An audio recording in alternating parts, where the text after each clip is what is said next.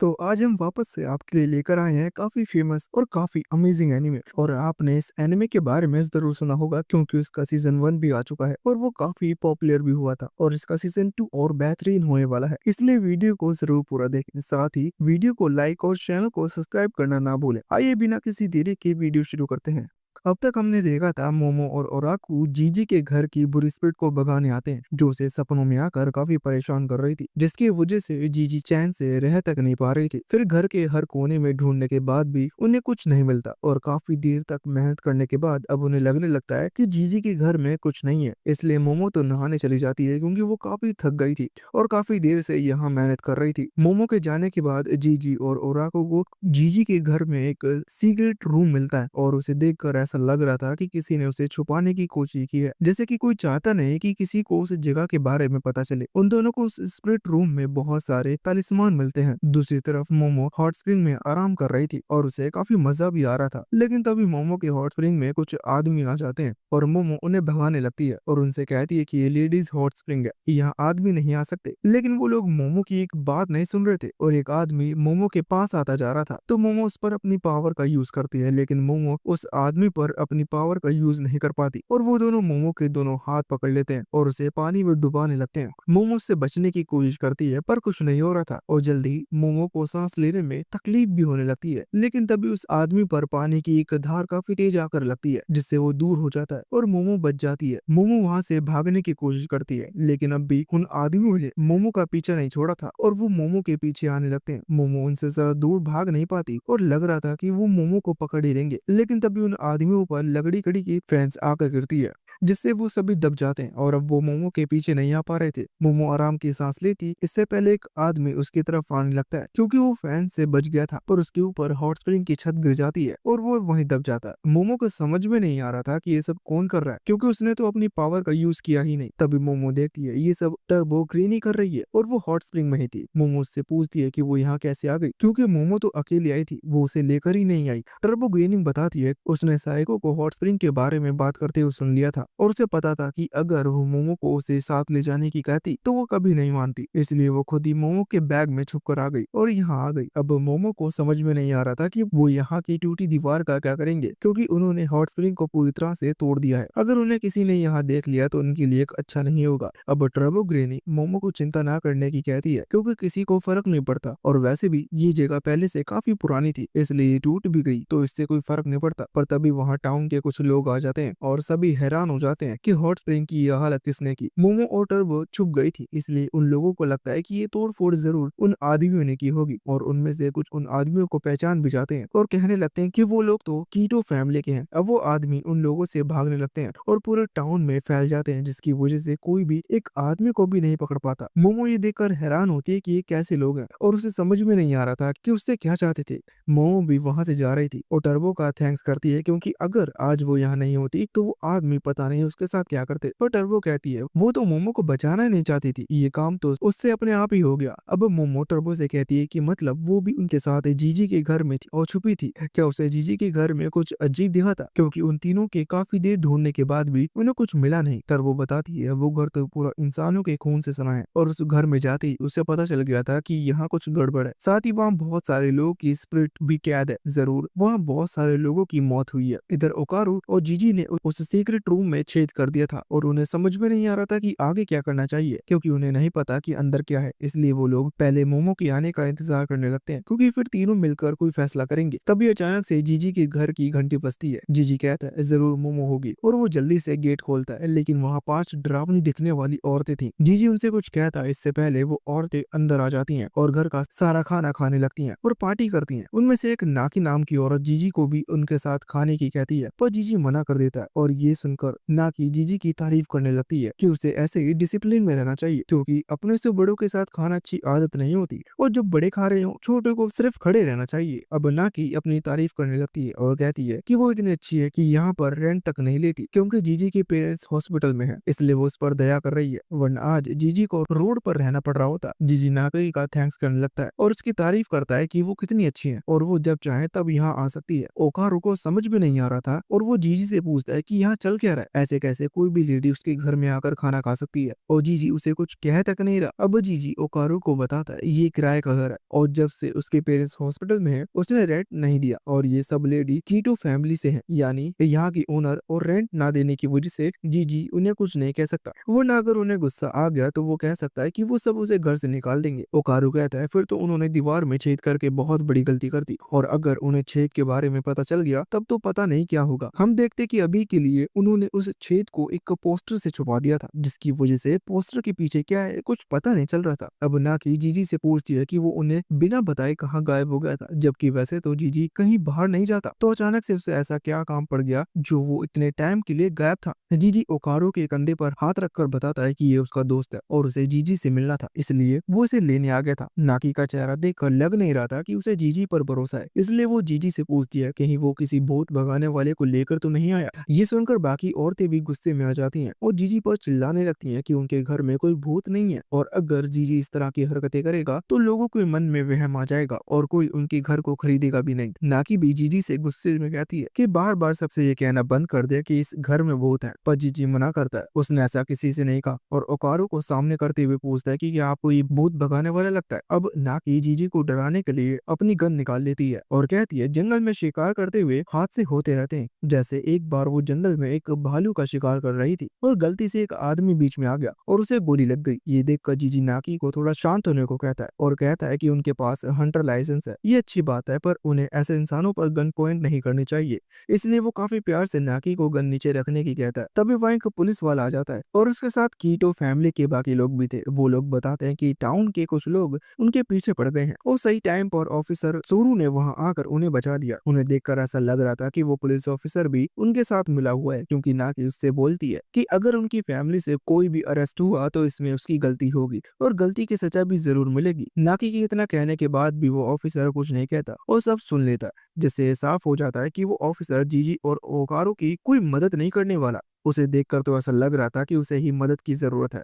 अब एक आदमी जीजी के पास आ जाता है और उससे पूछता है कि वो कहाँ गया था, क्योंकि वो लोग उससे मिलने आए थे पर वो उन्हें मिला नहीं, इसलिए उन्हें उसकी काफी चिंता हो रही थी। पर वो आदमी काफी सीरियस हो जाता है और जीजी से झूठ ना बोलने की कहता है, क्योंकि उसे झूठ बोलने वाले लोग से बहुत नफरत है। जीजी कहता है वो झूठ नहीं बोल रहा और ओकारू उसका बेस्ट फ्रेंड है और वो एक बार यहाँ आना चाहता था। अब वो आदमी ओकारू की तरफ देखता है और उससे जीजी की फेवरेट फुटबॉल टीम पूछता है, क्योंकि अगर वो जीजी का बेस्ट फ्रेंड है तो उसे इतना तो पता ही होगा, लेकिन अगर उसे नहीं पता तो इसका मतलब वो जीजी का दोस्त नहीं है। और फिर वो उससे जानना चाहता है कि जीजी उसे यहाँ क्यों लेके आया। अब ओकारू एक टीम का नाम लेता है जो कि सही जवाब था। इससे उन सभी को यकीन हो जाता है कि जीजी सच बोल रहा है और कहने लगते हैं कि उन्होंने तो बस ऐसे ही उनसे इतने सवाल पूछे, उन्हें जीजी पर पूरा भरोसा है। हमें पता चलता है उन्होंने जो पोस्टर दीवार पर लगाया था ओकारू ने उसी टीम का नाम लिया और वो बच गए, वरना ओकारू को बिल्कुल नहीं पता था कि जीजी की फेवरेट टीम कौन सी है, क्योंकि वो अभी कुछ टाइम पहले ही तो जीजी से मिला है। फिर ना कि जीजी से पूछती है कि उनके साथ एक लड़की भी थी, वो कब तक वापस आएगी। जीजी कह देता है कौन सी लड़की, उनके साथ कोई लड़की नहीं थी और वो समझ जाते हैं कि जीजी उनसे झूठ बोल रहा है। यहाँ मोमो सोचिनोको का श्राइन देखने आती है और यहाँ एक लड़का सर के बल खड़ा था जिसका नाम मंजीरो है और वो यूट्यूब वीडियो बना रहा था। अब मोमो के आते ही वो लड़का श्राइन का गेट खोलता है और उसे श्राइन दिखाने लगता है। मोमो मंजीरो से पूछती है क्या वो हर किसी को ऐसे ही श्राइन दिखाते हैं। मंजीरो बताता है इस श्राइन को देखने के पैसे कोई नहीं देता, इसलिए वो एक बड़ा यूट्यूबर बनना चाहता है। अब वो मोमो श्राइन देखने लगती है और उसे एक घंटे से सांप की खराब स्किन दिखती है और वो उससे डिसअपॉइंट हो जाती है और कहने लगती है कि ये तो कहीं से भी एक काफी बड़े सांप की बॉडी नहीं लग रही। मंजीरो बताता है उनके पास यही है और यहाँ की लोक कथाओं में माना जाता है कि यहाँ पर काफी बड़े सांप को पूजा जाता है और कहा जाता है कि वो सांप यहाँ के ज्वालामुखी में रहता है और जब भी उसे भूख लगेगी वो ज्वालामुखी फट जाएगा, इसलिए टाउन के लोग बच्चों की बलि दिया करते थे उस सांप की भूख मिटाने के लिए। ऐसा करते हुए 2 सालों में ज्वालामुखी नहीं फटा और गिफ्ट में उन्हें बहुत सारे हॉट स्प्रिंग भी मिले, क्योंकि सांप खुश है जो लोग उसके लिए बलि चढ़ाते रहते हैं। साथ ही जहाँ जो रखा है वो सब बड़े सांप की सिर्फ स्किन है जिसकी पूजा करके वो उस ज्वालामुखी को फटने से रोकते हैं। अब मोमो उस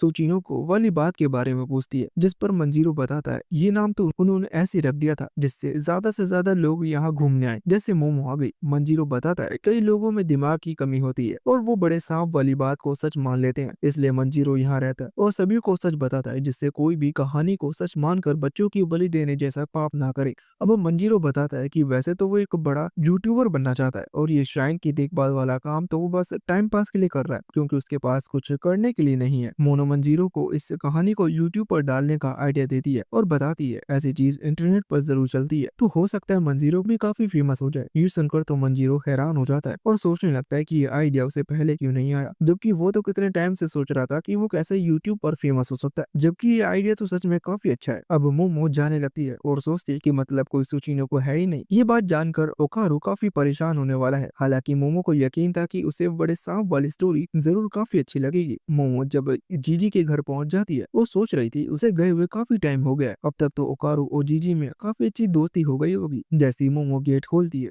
वो देखती कि ओकारू और जीजी जमीन पर पड़े थे और उनके आसपास कीटो फैमिली के आदमी और औरत खड़े थे। जैसे ही मोमो वहां आती है सभी मोमो की तरफ देखने लगते हैं और मोमो को देखकर नाकी कहती है चलो उनकी तीसरी बलि खुद उनके पास आ गई। अब एक आदमी मोमो को पकड़ने लगता है पर मोमो अपनी पावर की मदद से उस आदमी को खुद से दूर कर देती है और उसके मुंह पर लात मारकर उसे दूर गिरा देती है। तभी एक दूसरा आदमी मोमो की तरफ आने लगता है तो मोमो उसके मुंह पर खाने की टेबल गिरा देती है, लेकिन अचानक से एक आदमी मोमो को पीछे से पकड़ लेता है और मोमो के सर पर अपना सर मार देता है जिससे मोमो को तो चक्कर आने लगते हैं। तभी वो आदमी मोमो की टांगे पकड़ने लगता है पर अचानक से मोमो के बैग में से टर्बो ग्रैनी बाहर आ जाती है और उसे देखकर वो आदमी थोड़ा चौंक जाता है और पीछे हट जाता है। अब वो टर्बो ग्रैनी कहने लगती है कि उन लोगों ने उसकी नींद खराब कर दी और अपने आसपास के लोगों को देखकर पूछती है कि ये सुअर जैसे दिखने वाले लोग कौन है। मोमो कहती है इस सवाल का जवाब तो वो भी ढूंढ रही है। मोमो उन सभी को घर से बाहर जाने की कहती है पर नाकी भाग कर आती है और मोमो की काफी जोरदार लात मारती है जिससे मोमो पीछे जाके गिरती है। नाकी के मूव्स देखकर पता चल रहा था कि वो जरूर कुंफू की काफी अच्छी फाइटर है। मोमो नाकी पर सोफे फेंकने की कोशिश करती है पर नाकी उनसे बच जाती है और वापस से मोमो को मारने आने लगती है। मोमो बचने के लिए कई सारी चीजें नाकी की तरफ फेंकती है पर नाकी को कुछ नहीं हो रहा था। तभी नाकी मोमो को काफी जोर से मारती है जिससे मोमो दीवार तोड़ते हुए उसी स्पिरिट रूम के अंदर जाके गिरती है। तभी कीटो फैमिली के सभी लोग नाकी की तारीफ करने लगते हैं और कह रहे थे कि उनकी फैमिली में मोमो ही सबसे स्ट्रॉन्ग है और कोई भी उन्हें नहीं हरा सकता। पर नाकी के दिमाग में चल रहा था कि ये लड़की है कौन और ये कोई आम लड़की तो नहीं है क्योंकि कोई आम लड़की ऐसे स्पेशल पावर का यूज नहीं कर सकती। साथ ही कोई भी नॉर्मल लड़की उसके अटैक इतनी आसानी से नहीं रोक सकती। इधर मोमो के पास भी सेम सवाल था कि ये लेडी है कौन क्योंकि कोई लेडी इतनी स्ट्रॉन्ग कैसे हो सकती है। तभी टर्बो कहती है ये लेडी कोई स्पेशल नहीं है, वो सिर्फ एक पावरफुल बुढ़िया है। पर मोमो कहती है इतनी उम्र की लेडी इतनी स्ट्रॉन्ग नहीं होती। पर टर्बो ताना मारते हुए मोमो से कहती है कि एक तो उसके घर में ही है। अब एक आदमी नाकी से कहता है कि उसे लड़के की बिल्ली तो बात कर रही है। तभी मोमो का ध्यान जाता है वो कितने अजीब रूम में है और यहाँ काफी बदबू भी है। नाकी को अब भी समझ में नहीं आ रहा था कि ये लड़की है कौन क्योंकि ये बिल्कुल भी भूत भगाने वाली नहीं लगती।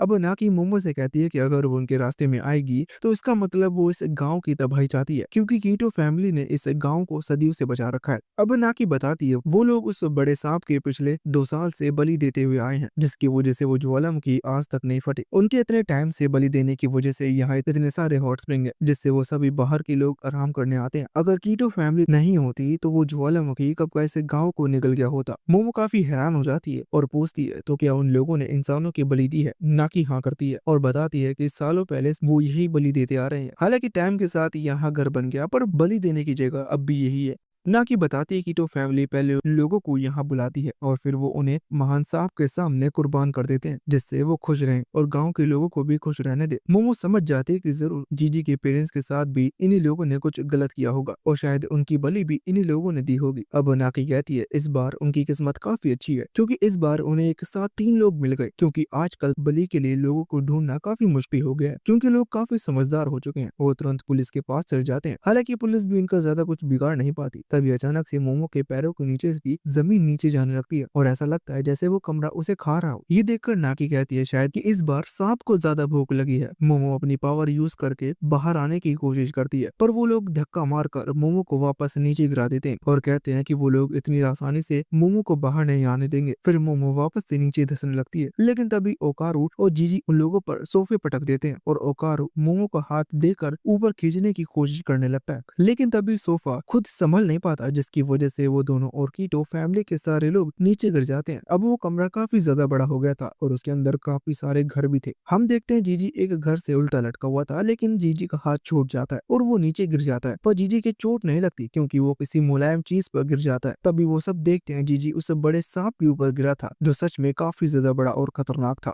सांप के आते ही कीटो फैमिली उसकी जय जयकार करने लगती है और सभी एक पोज में खड़े हो जाते हैं। तभी नाकी बोलती है, इस बार वो उनके लिए 3 बलि लाई है। तभी मोमो कहती है, यानी वो सभी कहानियां बिल्कुल सच थी कि यहाँ पर एक काफी बड़ा सांप है। तभी टर्बो उन्हें बताती है कि वो कोई सांप नहीं है बल्कि एक कुरागारी है। ओकारू को याद आता है कुरागारी तो केचुए को कहते हैं और उसने पढ़ा था कि वो इंसान खाते हैं, पर वहाँ तो लिखा है कि वो सिर्फ रेगिस्तान में मिलते हैं। पर ओकारू को लगा था ये सिर्फ 2 से 4 मीटर बड़े होते हैं, पर ये तो काफी ज्यादा बड़ा है। और अब उन्हें समझ में आता है ये लोग पिछले 2 साल से एक केचुए को बलि चला रहे हैं। मोमो कीटो फैमिली को बताती है कि जिसे वो सभी गॉड समझ रहे हैं वो कोई गॉड नहीं है बल्कि सिर्फ इंसान खाने वाला एक केचुआ है। पर वो लोग उनकी एक नहीं सुन रहे थे बल्कि वो तो वहाँ नाच गाना करने लगते हैं। तभी वो केचुआ एक बार में उन सभी को खा जाता है। ये देखकर वो तीनों काफी हैरान हो जाते हैं क्योंकि किसी को समझ में नहीं आ रहा था कि अब उन्हें क्या करना चाहिए, क्योंकि अगली बारी तो उनकी होने वाली है।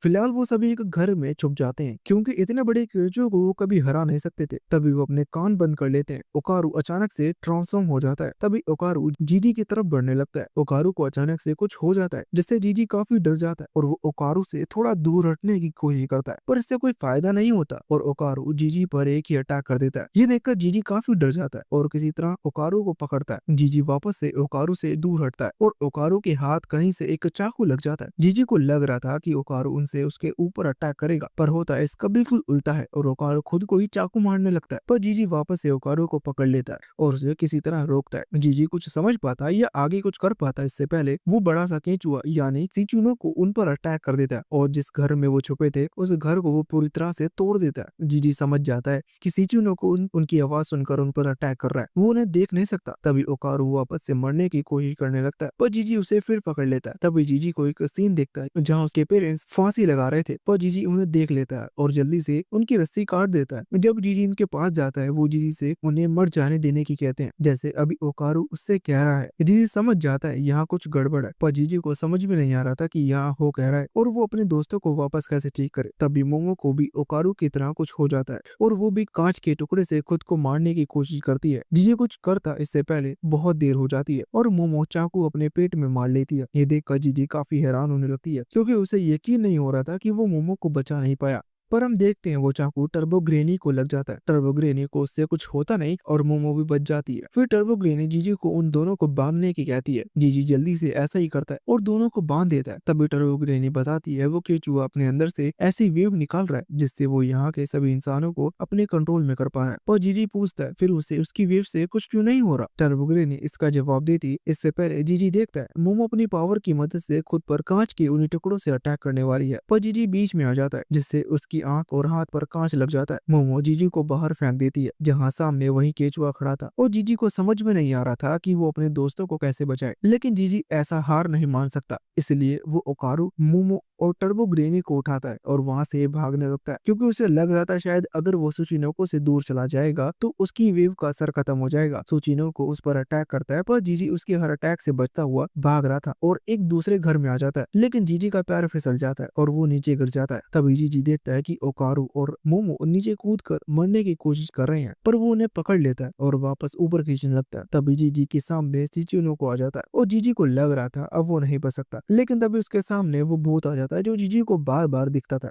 उसके सामने आ जाने की वजह से सुचिनोको की वेव काम नहीं कर रही थी, जिसकी वजह से ओकारू और मोमो होश में आ जाते हैं। तभी वो भूत उनकी तरफ देखने लगता है, पर टर्बो ग्रेनी उन्हें उस भूत की आंखों में देखने से मना करती है और बताती है कि उसका नाम एविल आई है और अगर वो उसकी आंखों में देखेंगे तो उन्हें कोई बचा नहीं सकता और वो सभी खुद को मारने की कोशिश करने लगेंगे। पर मोमो कहती है वो ऐसी शांति से नहीं बैठ सकते और मोमो ओकारू को अटैक करने की कहती है। ओकारू ट्रांसफॉर्म हो जाता है और काफी स्पीड से सुचिनोको पर अटैक करता है जिससे सुचिनोको के 2 टुकड़े हो जाते हैं, पर फिर भी सुचिनोको मरता नहीं और वापस से ग्रो हो जाता है। मोमो को समझ में नहीं आ रहा था कि अब वो सुचिनोको को कैसे हराएंगे क्योंकि उसके 2 टुकड़े करने के बाद भी उसे कुछ नहीं हुआ। अब सभी सुचिनोको से दूर भागने लगते हैं जिससे वो किसी प्लान के साथ उस पर अटैक कर सकें। जीजी भी भाग रहा होता है और उस इविल आई से पूछता है कि क्या उसके पेरेंट्स की मरने की वजह वो है। तभी जीजी गलती से इविल आई की आंखों में देख लेता है और जीजी को इविल आई का पास्ट दिखता है। जीजी कुछ बच्चों को नाचते हुए देखता है और उन्हें एक लड़का काफी दूर से देख रहा था। वो भी उनके साथ खेलना चाहता था, लेकिन वो घर में बंद था। वो तो उनके पास नहीं जा सकता, इसलिए वो घर से ही नाचने लगता है। हम देखते हैं उस लड़के को खाने के लिए भी कुछ नहीं मिल रहा था, जिसकी वजह से वो काफी पतला हो चुका था और ऐसा लग रहा था काफी टाइम से उसे उस रूम में बंद रखा है। हमें पता चलता है कि ईटो फैमिली ने उस बच्चे को पकड़ रखा था और वो उसे बलि के लिए ज्वालामुखी के सामने ले आते हैं। अब ज्वालामुखी की आग में वो बच्चा पूरी तरह से जल जाता है। अगले दिन उस लड़के के शरीर को कौवे खा रहे थे, लेकिन अब वो भी मरा नहीं था और वो सोच रहा था कि वो भी बस एक नॉर्मल लड़के की तरह नॉर्मल जिंदगी जीना चाहता था। तभी वो लड़का मर जाता है और एक स्पिरिट बन जाता है। स्पिरिट बनकर वो एक घर में आ जाता है जहाँ पेरेंट्स और उनके साथ उनका बच्चा था।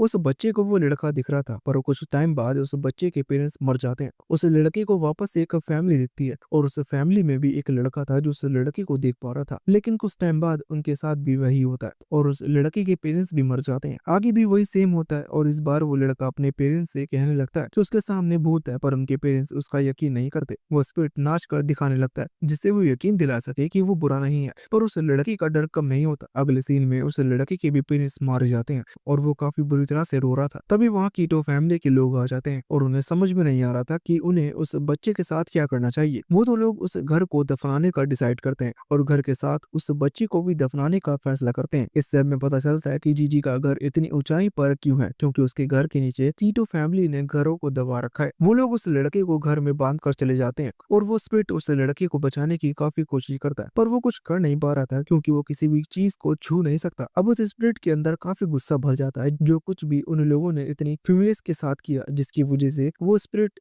योकाई में बदल जाती है और वो सिर्फ कीटो फैमिली को मारना चाहती थी। जीजो को ये सब पता चल जाता है और वो भी काफी गुस्से में दिख रहा था। मोमो किसी तरह जीजो को होश में लाती है। मोमो इविल आई को जीजो से दूर करने की कोशिश कर रही थी, पर जीजो मोमो को रुकने की कहता है और बताता है कि वो उसे नुकसान नहीं पहुंचाना चाह रहा था और वो कोई बुरा योकाई नहीं है, बल्कि उसने काफी कुछ सहा है और वो भी कीटो फैमिली का शिकार है, बिल्कुल उनकी तरह। अब जीजी इविल आई के साथ जाने लगता है जहाँ उसकी बॉडी है जो वो काफी नीचे है। मोमो जीजो को रुकने की कहती है, पर जीजी रुक नहीं रहा था क्योंकि वो उस बॉडी तक पहुंचना चाहता था और उसे आजाद करना चाहता था, क्योंकि वो बेचारा इतने सालों से नीचे कैद है, लेकिन अब भी उसने हार नहीं मानी, इसलिए जीजी उसे आजाद करके रहेगा। मोमो भी जीजो के पीछे जा रही थी और वो जितना नीचे जाती जा रही थी उसे उतने पुराने जमाने के घर मिल रहे थे, जैसे वो घर एक के ऊपर एक बने हो। यहाँ जीजी उस लड़के को बचाना चाहता था, इसलिए सबसे नीचे पहुंच जाता है और एक गेट खोलता है जहाँ सामने उस लड़के की बॉडी मिल जाती है और तभी मोमो भी वहां जाती है। हालांकि मोमो को समझ में नहीं आ रहा था कि यहाँ चल क्या रहा है, फिर भी मोमो जीजू को रोकने की कहती है क्योंकि उसे पता था कि अगर जीजी यहाँ योकाई ज्यादा पास आएगा तो उसके साथ कुछ अच्छा तो नहीं होने वाला। पर जीजी को उस लड़के पर काफी तरस आ रहा था और वो कहता है कि वो इतने टाइम से यहाँ अकेला बंद था। जीजी उस योकाई की तरफ बढ़ने लगता है, पर टर्बो ग्रेनी उसे रोकने की कहती है क्योंकि अगर वो उस योकाई के पास जाएगा तो उसके साथ अच्छा नहीं होगा। पर जीजी कहता है ऐसा नहीं है, वो भी उनकी तरह है, भले ही वो उनसे अलग दिखता है पर वो उनकी तरह ही है। तभी इविल आई वापस से जीजो को पकड़ लेता है और मोमो को समझ में नहीं आ रहा था कि उसे क्या करना चाहिए।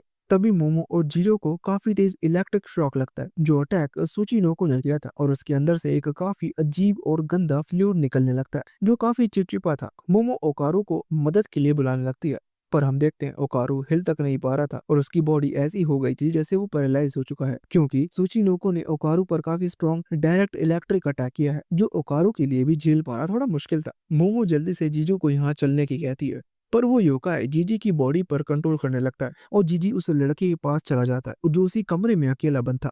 अब वो जीजी उस लड़के से माफी मांगता है क्योंकि उसे लगा उसके पेरेंट्स की मौत उसकी वजह से हुई है, इसलिए वो उससे काफी गुस्सा था। लेकिन सच्चाई तो ये भी है कि वो यहाँ अकेला हमेशा से बंद था और उसे खुद मदद की जरूरत थी। अब वो लड़का कहने लगता है कि उसे भी खेलना है, तभी जीजी उसके पास जाकर बैठ जाता है और कहता है उसके पास खेलने के लिए पूरा दिन है और नाचने लगता है। फिर जीजी कहता है वो उसके साथ हमेशा खेल सकता है या जब चाहे तब वो खेल सकता है। ये सुनकर वो लड़का जीजी की तरफ देखता है और स्माइल करता है। अब इविल आई जीजी की बॉडी के ऊपर पूरी तरह से कंट्रोल कर लेता है जिसकी वजह से जीजी को काफी दर्द हो रहा था। तभी उनके ऊपर वापस से इलेक्ट्रिक अटैक होता है और वो दोनों जमीन पर गिर जाते हैं। हम देखते हैं सुचिनो को उन पास तक आ चुका था और उसका फ्लूइड भी काफी ज्यादा हो गया था। मोमो उठने की कोशिश करता है पर वो हिल तक नहीं पा रही थी क्योंकि वो फ्लूइड अब इतना ज्यादा हो चुका था कि सभी जमीन से चिपक गए थे। तभी सुचिनो को मोमो को मारने वाला होता है पर जीजी काफी स्पीड के साथ सुचिनो को एक मुक्का मारता है और उसे रोक देता है। फिर एक लात मारकर उसे ऊपर फेंक देता है। जीजी की लात इतनी ज्यादा स्ट्रॉन्ग थी कि सुचिनोको के 2 टुकड़े हो चुके थे। पर मोमो देखती है असल में जीजी पर इविल आई ने कंट्रोल कर लिया है और वो उसके साथ पूरी तरह से जुड़ चुका है। इविल आई कहता है आखिरकार वो इस बॉडी के साथ जुड़ ही गया, अब वो इस दुनिया के हर इंसान को खत्म कर देगा। ये सुनकर मोमो हैरान हो जाती है और कहने लगती है उसने पहले ही जीजी को मना किया था कि उस योकाई के ज्यादा पास ना जाए। अब इविल आई मोमो के भी लात मारता है जिससे वो दीवार से टकरा जाती है। इविल आई वापस मोमो को मारने आता है पर वो उसे अपनी पावर से रोक लेती है, लेकिन अब भी इविल आई मोमो को दीवार से चिपका देता है। इविल आई की नजर टर्बो ग्रेनी पर जाती है और वो उससे पूछता है कि वो भी एक योकाई है, फिर वो इंसानों के साथ क्यों है, क्या वो उनका नौकर बन चुका है। इससे टर्बो ग्रेनी को गुस्सा आ जाता है और वो उसे मारने की कहने लगती है। कभी मोमो भी जीजी को वापस बाहर आने की कहती है पर इविल आई बताता है वो उसकी बात नहीं सुन पा रहा क्योंकि उसने इस वेसल की बॉडी पर पूरी तरह से कंट्रोल कर लिया है और वो इंसानों को दिखाएगा कि असल में नर्क में रहना कैसा होता है। तभी सुचिनो को वापस से ठीक हो जाता है और फिर इलेक्ट्रिक अटैक करता है, लेकिन इविल आई अपने और मोमो के चारों तरफ बैरियर बना देता है जिससे उन्हें कुछ नहीं होता। तभी मोमो देखती है वहाँ जितने भी लोग मरे थे सबकी स्पिरिट एक हो जाती है और इविल आई की मदद कर रही थी। इविल आई ने एक बॉल में बदल देता है और उस बॉल पर लात मारता है जो सीधा जाकर सुचिनोको के लगती है जिससे सुचिनोको के छेद हो जाते हैं। पर इविल आई यही नहीं रुकता और बार बार उस बॉल को सुचिनोको को मारता है जिससे सुचिनोको को काफी ज्यादा चोट लग रही थी। सुचिनोको कुछ कर नहीं पा रहा था इसलिए वहां से भाग जाता है, जहां मोमो को समझ में नहीं आ रहा था कि जीजी योकाई में कैसे बदल गया। टर्बो ग्रेनी मोमो से कहती है कि उसने उन लोगों से ज्यादा बेवकूफ इंसान कभी जिंदगी में नहीं देखा। फिर टर्बो ग्रेनी मोमो को बताती है कि उसकी ग्रैंड मदर हमेशा जीजी को ऐसे ही जीनियस तो बुलाती नहीं होगी, असल में जीजी के अंदर काफी ज्यादा स्पिरिचुअल पावर है जो किसी भी नॉर्मल इंसान से काफी ज्यादा थी। यहाँ तक कि वो जब भी आता रोज इसकी स्पिरिचुअल पावर पहले से ज्यादा रहती। साथ ही जीजी पूरी तरह से फिट भी था, वो एक बेसल बनने के लिए परफेक्ट था, इसलिए वो इविल आई को वो चाहिए था। जहाँ तक कि अगर टर्बो ग्रेनी को मौका मिलता तो वो खुद ही जीजी को पोजेस कर लेती। पर मोमो कहती है जब वो स्कूल में थे जीजी बिल्कुल एक नॉर्मल बच्चा था, उसके पास कोई स्पेशल पावर्स नहीं थी, वो तो अब ऐसा हो गया जो उसके अंदर इतनी ज्यादा स्पिरिचुअल पावर आ गई है। टर्बो ग्रेनी बताती है किसी की पावर कभी भी अवेकन हो सकती है और वो मोमो का ही एग्जाम्पल देती है कि कुछ टाइम पहले वो एक नॉर्मल लड़की थी लेकिन अब उसके पास कितनी ज्यादा स्पेशल पावर आ चुकी है। इसका मतलब कभी भी किसी की भी पावर्स अवेकन हो सकती है, ये किसी के कंट्रोल में नहीं होता। टर्बो ग्रेनी मोमो से कहती है कि अब वो उसका दोस्त नहीं रहा, इसलिए उसे काफी खतरनाक फाइट करने के लिए तैयार हो जाना चाहिए।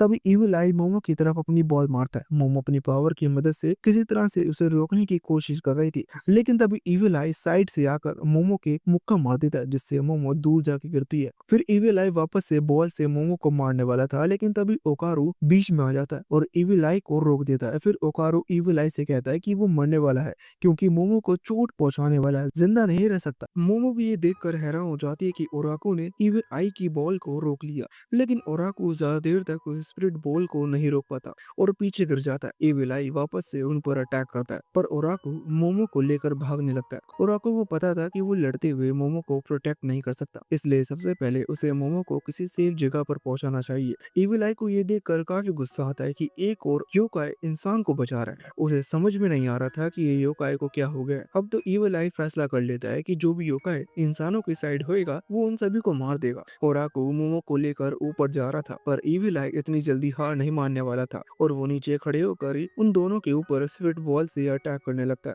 इविल आई की अटैक काफी ज्यादा फास्ट है और उसे अटैक करने के लिए कहीं जाने की भी जरूरत नहीं पड़ रही थी। ओराको उसके हर अटैक से बचते हुए भाग रहा था लेकिन वो बॉल उसके सामने ही आ जाती है, पर मोमो उसे अपनी पावर से रोक देती है और वो दोनों आगे जाने लगते हैं। कुछ ही देर में वो दोनों काफी ऊपर आ जाते हैं और मोमो ओराको को थैंक्स करती है। ओराको नॉर्मल हो जाता है और बताता है अभी भी खतरा टला नहीं है क्योंकि वो केचुआ जमीन के अंदर भाग गया था और हर जगह पॉइजन छोड़ रहा है, जिसकी वजह से उन्हें जल्दी से जल्दी उस जगह से बाहर निकलना होगा वरना वो यही मर जाएंगे। ये जानकर तो मोमो को काफी गुस्सा आता है कि वो केचुआ पहले तो डर कर भाग गया और अब छुप कर पॉइजन फैला रहा है, पर उनके बाहर जाने का रास्ता बहुत ज्यादा ऊपर था और कोई तरीका भी नहीं था जिससे वो इतनी ऊपर पहुंच सके। मोमो ओराको से पूछती है कि इसे केचुआ यानी कि सुचिनोको की कोई कमजोरी तो होगी क्योंकि ऐसे बिना किसी प्लान के तो वो उस केचुआ को हरा नहीं सकते। ओकारू बताता है कि उसने पढ़ा था कि इस तरह के कीड़े सूरज के सामने नहीं आ पाते क्योंकि इनके अंदर के बैक्टीरिया सूरज की यूवी रेस से मर जाते हैं। ये सुनकर तो मोमो और ज्यादा परेशान होने लगती है क्योंकि सूरज उन्हें बाहर ही मिल सकता है और वो इतने बड़े कीड़े को इतनी ऊपर कैसे लेके जाएंगे। साथ ही उसे समझ में नहीं आ रहा था कि वो जीजी को कैसे बचाएंगे क्योंकि जीजी तो पूरी तरह से इविल आई के कंट्रोल में है और वो तो उन्हें ही मारना चाहता है। मोमो का दिमाग खराब होने लगता है और उसे समझ में नहीं आ रहा था कि वो इस जगह से कैसे निकलेंगे क्योंकि अगर उन्होंने जल्दी कुछ नहीं किया तो इविल आई वापस वापस आ जाएगा। और एक बार इविल आई वापस आ गया तो वो उन्हें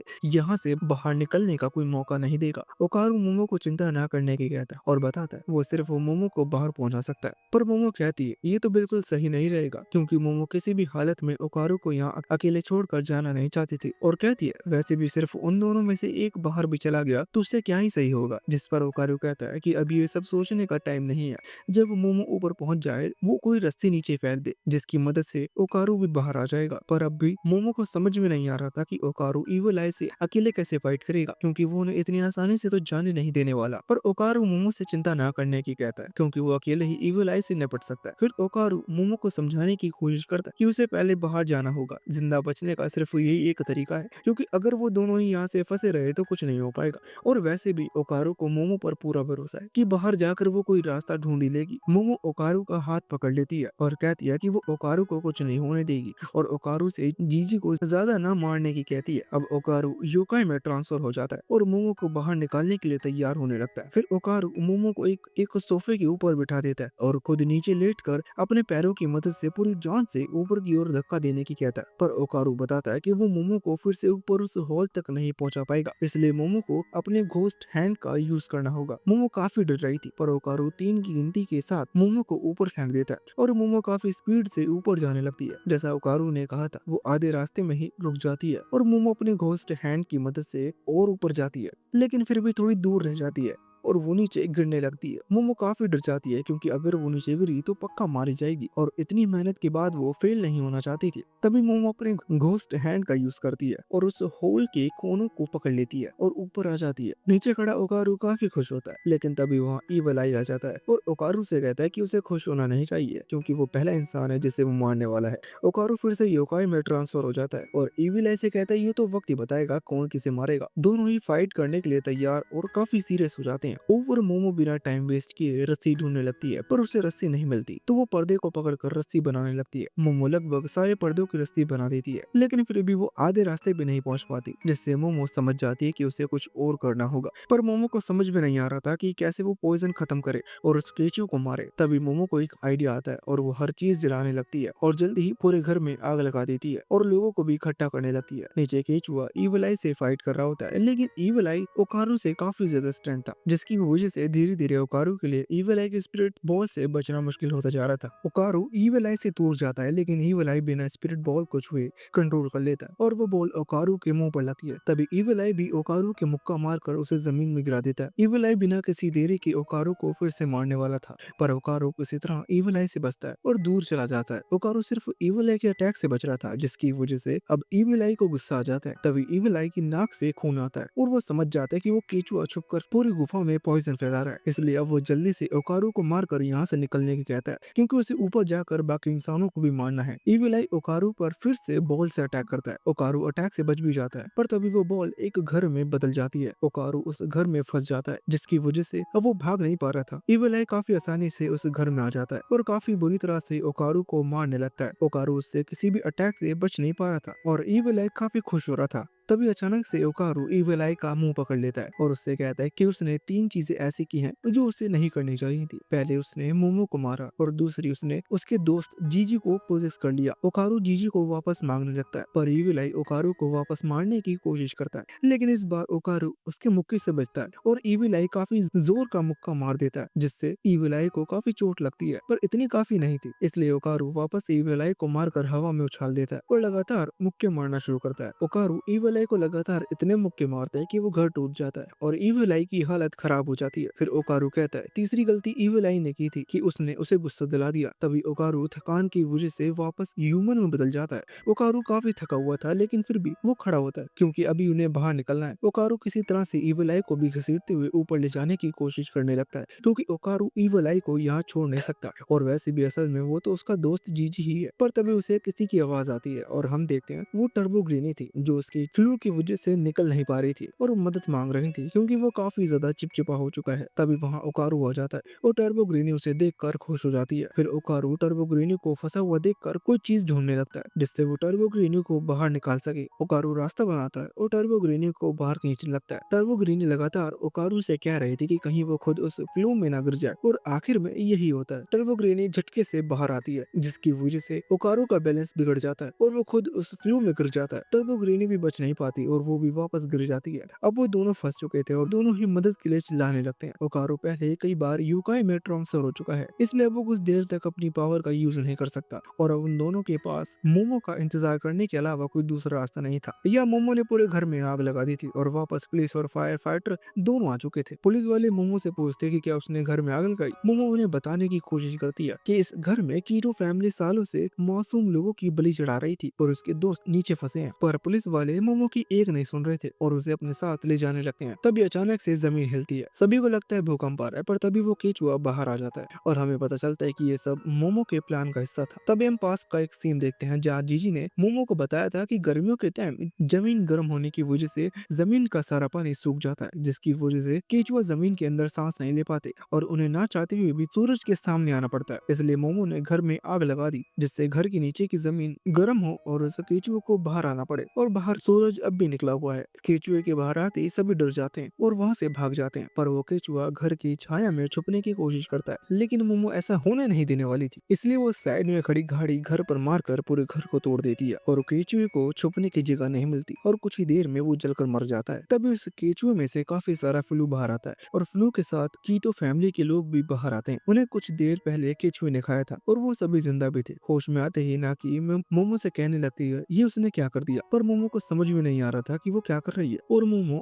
ओकारू और बाकी सभी को बचाने लगती है। पर तभी एक और भूकंप आता है और नाकी कहती है अब उन्हें सजा मिलेगी। तभी हम देखते हैं जो ज्वालामुखी 200 साल से शांत था उसमें ब्लास्ट होता है और लावा बाहर आने लगता है पर पूरे टाउन में सायरन बजने लगता है और हर कोई डर के मारे भाग रहा था। यह नाकी मोमो से कह रही थी कि इसलिए वो महान सांप को बलि चढ़ाते हैं जिससे वो ज्वालामुखी को शांत कर पाए। लेकिन इस बेवकूफ लड़की की वजह से सब खत्म हो गया क्योंकि अब महान सांप मर चुका है और इसमें सिर्फ मोमो की गलती है और अब पूरा टाउन बर्बाद हो गया। नाकी एक पुरानी कहावत भी बताती है कि जब ड्रैगन आसमान की तरफ जाएगा तब ज्वालामुखी फटेगा। पर मोमो को तो यहाँ कुछ और ही सोच रही थी क्योंकि अगर केचुआ सूरज के सामने नहीं आ सकता तो ऐसी कहावत क्यों है कि जब ड्रैगन आसमान के सामने आएगा तब ज्वालामुखी फटेगा। अब मोमो उन सभी को बताती है कि वो कहावत कभी केचुए के बारे में थी ही नहीं, वो तो उन हॉट स्प्रिंग के बारे में थी जिनका पानी काफी टाइम से हवा में जा रहा था और ये संकेत था कि ज्वालामुखी फटने वाला है। अब मोमो उस केचुए की बॉडी उठाकर पहाड़ी के नीचे फेंक देती है और खुद भी नीचे जाने लगती है। कीटो फैमिली वाले भी मोमो के पीछे पीछे नीचे आने लगते हैं क्योंकि वो ऐसे मोमो को महान सांप की बॉडी की बेइज्जती नहीं करने दे सकते। मोमो नीचे जाकर केचुए की बॉडी को पानी में डाल देती है और उसके मुंह को ज्वालामुखी की तरफ कर देती है जिससे वो बॉडी एक पाइप की तरह काम करती है और कहती है कि वो ऐसे टाउन को जलने नहीं दे सकती वरना वो कहावत सच हो जाएगी जो कि मोमो नहीं चाहती थी।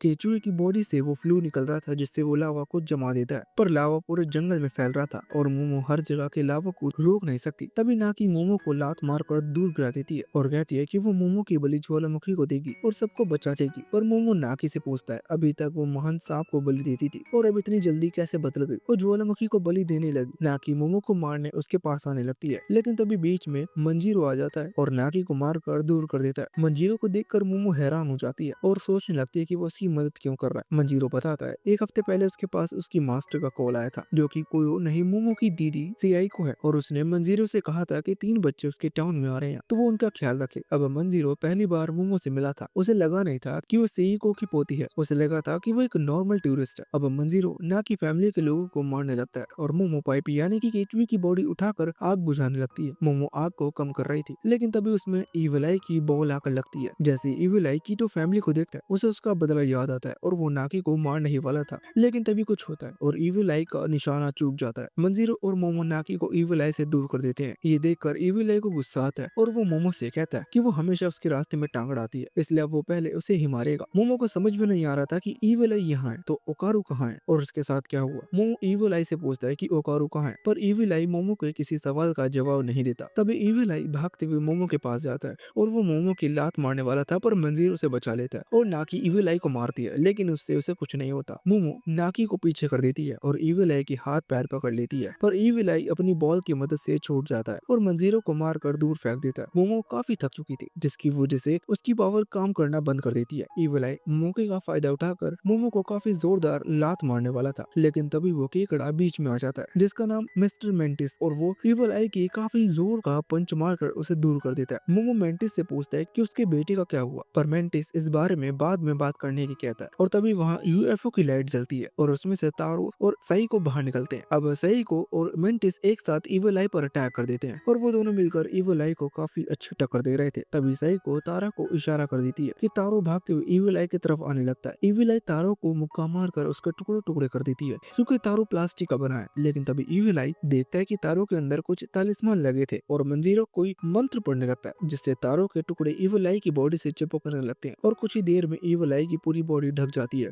ऐसा होते ही इविल आई रुक जाता है और साई को कहती है उसने उसे पकड़ लिया, अब यहाँ से चलो। वह यूएफओ के अंदर मेंटिस का बेटा बैठा था जो यूएफओ से पाइप को उठाता है और पूरे जंगल में फैले लावा को ठंडा करने लगता है। अब साई को मंजीरो को डांटने लगती क्योंकि उसके रहते हालत इतने खराब कैसे बिगड़ गए, उसने सही से ख्याल क्यों नहीं रखा। मंजीरो कहता है उसमें सारी गलती उन्हीं की है क्योंकि उन्होंने सही से कुछ बताया ही नहीं, क्योंकि सिर्फ इतना बताया कि 3 बच्चे आ रहे हैं, पर वो कैसे दिखते हैं, कहाँ मिलेंगे, कुछ नहीं बताया। मंजीरो कहता है उल्टा उन्हें तो उसकी तारीफ करनी चाहिए कि उसने इतनी सारी जानकारी भी दी, हर चीज पता की और मदद करने आया। तभी तारो पूछता है कि अब वो अपने इंटरनल ऑर्गन्स का क्या करे। साई को कहती है कि किसी पन्नी में डालो और साथ ले चलो। तभी साई को पूछती है ओकारू और उस बिल्ली का क्या हुआ। मोमो जल्दी से मेंटिस के साथ ओकारू को बचाने जाने लगती है और जल्दी से घर के ऊपर से मलबा हटाती है और देखती है कि वो पूरा गड्ढा तो ज्वालामुखी के लावा से भर चुका है, यानी ओकारू तो उसमें जलकर राख हो गया होगा। ये देखकर तो मोमो काफी ज्यादा शॉक हो जाती है और मानने के लिए तैयार नहीं थी कि ओकारू अब नहीं रहा। मोमो खुद उस गड्ढे में जाने की कहती है और मेंटिस के बेटे चिगुटिता से गड्ढे में पानी डालने की कहती है। मेंटिस ऐसा करने से मना करता है क्योंकि अगर मोमो अंदर गई तो वो भी जलकर मर जाएगी, पर मोमो कहती है कि ओकारू उसका इंतजार कर रहा होगा। उसने ओकारू से वादा किया था कि वो उसे बचाने जरूर आएगी, पर चिगुटिता पानी डालने से मना कर देता है क्योंकि मोमो को अंदर जाने की जरूरत नहीं है। लेकिन ये सुनकर मोमो ऐसे ही लावा में जाने लगती है, पर मेंटिस उसे रोकता है। तभी चिगुटिता गड्ढे के सारे लावा को ही बाहर निकाल देता है और उस पर पानी डालकर उसे ठंडा कर देता है। मोमो जल्दी से ठंडे लावा की तरफ जाने लगती है और जैसे ही उसे खोलती है वो देखती है ओकारू और टर्बो ग्रीनी अंदर ही थे, वो जिंदा भी थे। मोमो को देखकर ओकारू कहता है उसे यकीन नहीं था कि मोमो से बचाने जरूर आएगी, पर टर्बो ग्रीनी मोमो पर चिल्लाने लगती है कि अभी तक वो कहाँ थी और जल्दी क्यों नहीं आई। मोमो कहती है वो टर्बो ग्रीनी के बारे में भूल गई थी, वो तो सिर्फ यहाँ ओकारू को बचाने आई थी। अब ओकारू बताता है अगर वो टर्बो ग्रीनी को बचाने नहीं आता तो खुद भी वो कभी जिंदा नहीं बचता, क्योंकि केचुए की फ्लूक से वो जलने से बच गया क्योंकि लावा अंदर आया ही नहीं। ओकारू जीजी के बारे में पूछती है और मोमो बताती है कि वो पहले ही बाहर आ गया था। बाहर निकलते हुए ओकारू गलती से मोमो को गले लगा लेता है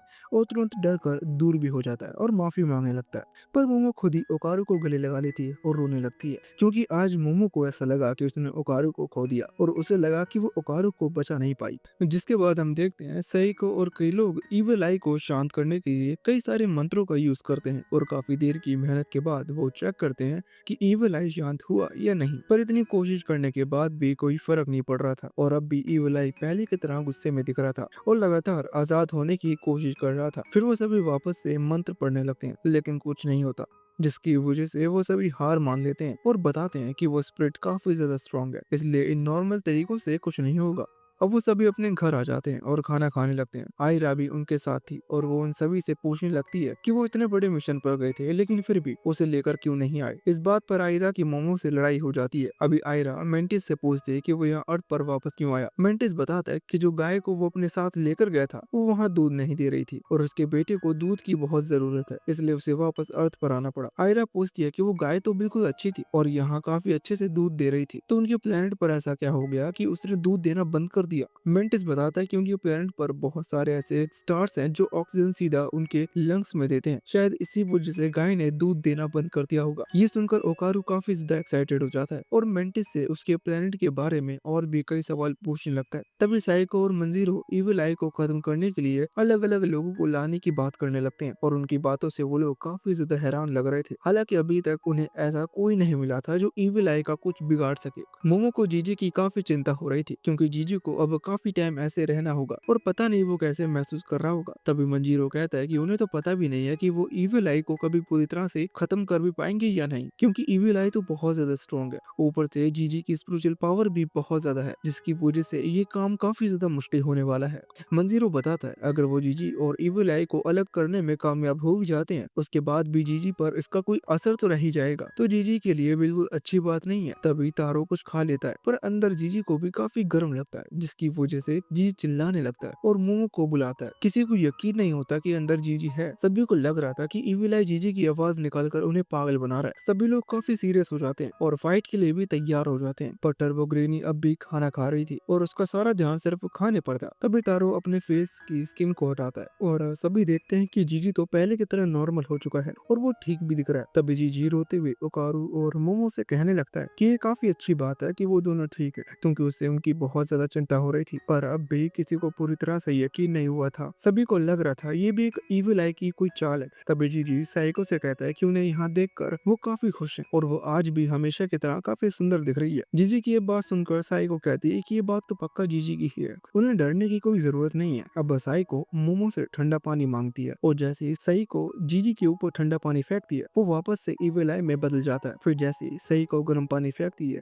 जीजी वापस नॉर्मल हो जाता है। अब समझ जाते कि यहाँ क्या चल रहा है। इतना सब कुछ हो रहा था, पर टर्बो ग्रेनी को किसी चीज से कोई मतलब नहीं था। वो तो बस खाने पर लगी हुई थी और किसी से बात करना तो दूर, किसी की तरफ देख तक नहीं रही थी। अब साइको सभी से माफी मांगती है, क्योंकि अगर उसे पता होगा कि इविल आई वहाँ पर है तो वो खुद जाती। वैसे ही भी सब उसका काम है जो उन बच्चों को करना पड़ा। तभी टर्बो ग्रेनी बीच में बोलती है और साइको से पूछती है कि क्या उसे सच में ऐसा लगता है कि वो इविल आई को हरा सकती है, क्योंकि इविल आई एक काफी स्ट्रॉन्ग स्पिरिट है और इसे गॉड के लेवल का माना जाता है। इविल आई इतनी स्ट्रॉन्ग स्पिरिट है कि अगर वो किसी नॉर्मल इंसान को प्रोजेस कर ले तो वो पागल हो जाता है और कुछ ही देर में मारा जाता है। इसलिए ऐसी स्ट्रॉन्ग स्पिरिट सिर्फ हाई स्पिरिचुअल पावर वाले इंसान को ही पोजेस करती है, जिससे वो एक अल्टीमेट वेसल बन सके। पर उनके केस में बात थोड़ी सी अलग है, क्योंकि जो स्पिरिट अभी उनके सामने है वो एक न्यू बॉर्न बेबी की तरह है, इसलिए वो एक काफी बड़े खतरे से बच गए हैं। पर आगे इविल आई और ज्यादा स्ट्रॉन्ग होता जाएगा, इसलिए इसे कोई नहीं मार सकता। तभी साइको जीजी से कहती है कि वो आज से कभी अकेले नहीं रहेगा, हमेशा उसके साथ कोई ना कोई होना चाहिए,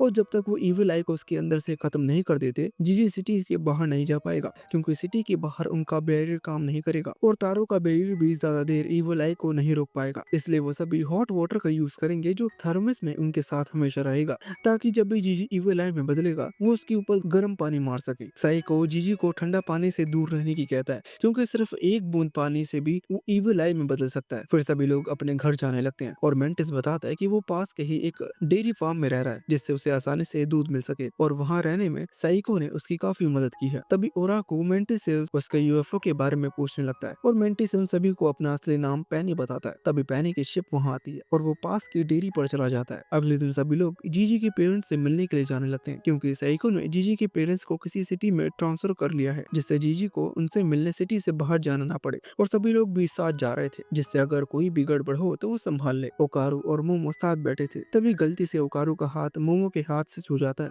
और ओकारू शर्मा कर माफी मांग लेता है और अपना हाथ ही दूर कर लेता है, पर मोमो कहती है उसे माफी मांगने की जरूरत नहीं और ओकारू को वापस हाथ रखने की कहती है। अब मोमो खुद ओकारू का हाथ पकड़ने लगती है, जिससे दोनों की धड़कनें काफी तेज हो जाती हैं। ओकारू धीरे से मोमो से पूछता है कि वो क्या कर रही है, पर मोमो ओकारू की बात को इग्नोर कर देती है और कहती है उसे नहीं पता कि वो किस बारे में बात कर रहा है। अब ओकारू कहता है कि उसे नहीं पता कि ये कौन सा गेम है और उसके रूल्स क्या हैं। दोनों के बीच काफी अच्छा मोमेंट बन जाता है, लेकिन उनके इतने अच्छे मोमेंट को जीजी खराब कर देता है। अब वो दोनों ही काफी शर्माने लगते हैं। साइको ने भी सब देख लिया था, पर वो कुछ कहती नहीं और ऐसे शांत बैठ जाती है जैसे कुछ हुआ ही नहीं। अब हॉस्पिटल में जीजी अपने पेरेंट्स से मिलकर इमोशनल हो जाता है और रोने लगता है। तभी टीवी में ज्वालामुखी में ब्लास्ट होने की न्यूज आने लगती है और ये भी बताया जाता है कि कीटो फैमिली के लोगों को मर्डर के जुर्म में अरेस्ट कर लिया गया है, पर उनकी फैमिली हेड नाकी कहीं भाग गई है और किसी को नहीं पता कि वो कहाँ है और पुलिस उसे लगातार ढूंढ रही है। अब हम यहाँ नाकी को देखते हैं जो पुलिस से छुप रही थी और काफी गुस्से में कह रही थी कि उसने उसे बड़ा करने में 200 साल लगा दिए और उन लोगों ने उसे 1 मिनट में मार दिया। नाकी इसका पूरा इल्जाम मोमो पर लगाती है और हम देखते हैं नाकी तो असल में एक एलियन है और अब वो मोमो से बदला लेने की कहता है। अगले दिन मोमो स्कूल जाते हुए ओकारू से वापस मिल जाती है और दोनों साथ में स्कूल जाने लगते हैं। तभी ओकारू मोमो से पूछता है कि जीजी कैसा है और वो एक्सोर्सिज्म कब होगा जिसमें वो इविल आई को खत्म कर दे। मोमो बताती है जीजी बिल्कुल ठीक नहीं है, क्योंकि इविल आई काफी ज्यादा स्ट्रॉन्ग है और उसके ऊपर बैरियर का भी ज्यादा असर नहीं हो रहा और एक्सोर्सिज्म को होने में अभी टाइम लगेगा, क्योंकि वो एक हयाशी परफॉर्म की तरह है जो सिर्फ फेस्टिवल पर होता है और ये इसलिए किया जाता है जिससे इविल आई को एंटरटेन करके आसानी से बाहर निकाला जा सके, पर अभी भी कोई उसे परफॉर्म करने के लिए तैयार नहीं है। ओकारू पूछता है, इसका मतलब अगर तारो का बैरियर काम करना बंद कर दे तो उन्हें वापस से इविल आई से फाइट करनी होगी। मोमो कहती है, बिल्कुल ऐसा ही होगा। मोमो ओकारू से पूछना चाहती थी पर मोमो की दोस्त बीच में आकर उनकी बात को रोक देती है। फिर वो सभी देखते हैं कि उस ज्वालामुखी ब्लास्ट के पास तो एक यूएफओ को देखा गया है। उनका इस बात पर क्या कहना है? कोई इस बात पर ज्यादा कुछ कहता नहीं और सभी स्कूल जाने लगते हैं,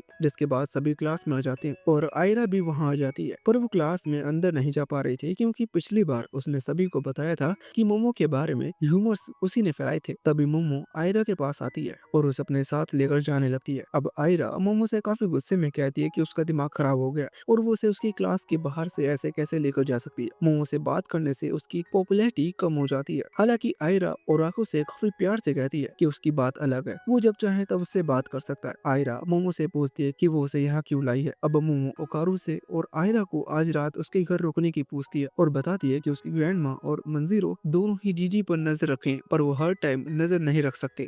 इसीलिए वो चाहती है कि आज रात वो दोनों उसके घर रुकें और बारी बारी जीजी पर नजर रखें ताकि उन दोनों को भी रेस्ट मिल सके। अब आयरा और ओराको शर्माते हुए इस बात को मान लेते हैं और मोमो के घर रुकने के लिए मान जाते हैं। तभी मोमो आयरा से पूछती है कि कहीं उसका उसके दोस्तों के साथ कोई प्लान तो नहीं। आयरा ये सुनकर थोड़ी निराश हो जाती है और मोमो आयरा से कहती है कि अगर उसके साथ रहने से उसकी दोस्त के बीच बेइज्जती होती है तो वो मना कर सकती है। पर आयरा कहती है ऐसा कुछ भी नहीं है, इसमें सब उसकी गलती थी। जिसके बाद हम देखते हैं तारो का बैरियर इविल आई के ऊपर से पूरी तरह से टूट जाता है तो तारो अपनी बॉडी को जीजे के ऊपर से हटा देता है। तभी वहाँ मोमो ओकारू और आयरा आ जाते हैं और तारू अपने सर को अपनी बॉडी के पास बुला लेता है। आयरा को देखता है जीजी, आयरा को देखते ही जीजी लट्टू हो जाता है और आयरा की सभी बातें मानने लगता है। फिर सही को सभी को गर्म पानी से भरा थर्मस देती है और सभी को खाना खाने की कहती है। सभी काफी मजे के साथ खाना खाने लगते हैं और सभी को खाना काफी टेस्टी भी लग रहा था। तभी सही को ओराकू को सॉस पकड़ाने की कहती है। ओराकू ऐसा ही करता है पर उससे गलती से सॉस की एक बूंद टेबल पर गिर जाती है। सभी गर्म पानी लेकर तैयार हो जाते हैं क्योंकि किसी को नहीं पता था